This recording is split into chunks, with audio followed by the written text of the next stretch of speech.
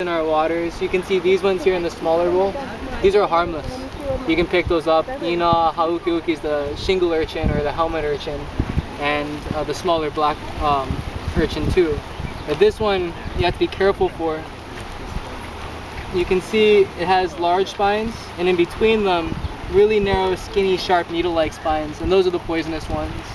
If you step on them, it causes severe swelling and pain, and you have to dissolve the spine with something acidic like vinegar.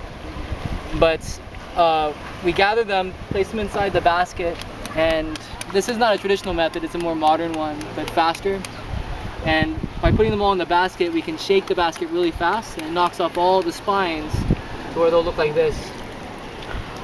And that allows us to easily handle them and break them open. Only shaking? Yep, shaking. You hit the rock or? No, just shaking them inside the basket. Oh, it's take off? Yep.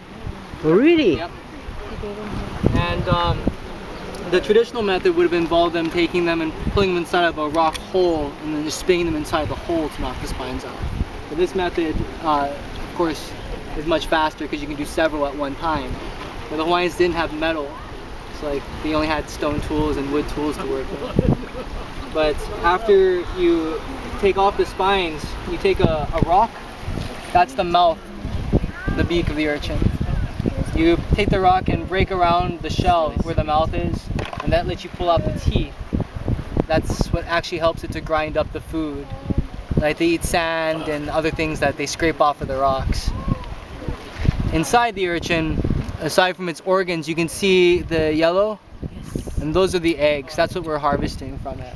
Oh. And in Japan, it's very expensive. That's right. Everybody knows uni, but here we can gather it for free. Okay, I'm gonna try. Don't they? No, that's what she said. I've seen them Hermaphroditic. spawn. Yeah, they have both male and female. Very interesting. What does it look like? But I guess they're not asexual because they can't reproduce with their own eggs. They'll send out a cloud of spawn. And it just has to be somebody else. Well, like usually it's hundreds of them all going off at the same time. At the same time. Like especially when the water changes temperature suddenly, like they think they're going to die. So like sea cucumbers and urchins will start sending out this cloud, and that's the spawn right there. Survival Hundreds mode. of thousands of eggs. Remember what this one you can pull. I'm keeping this one close. This is not the one we found. But you can pull. Sea urchins? Yes. So those are the ones that usually on the reef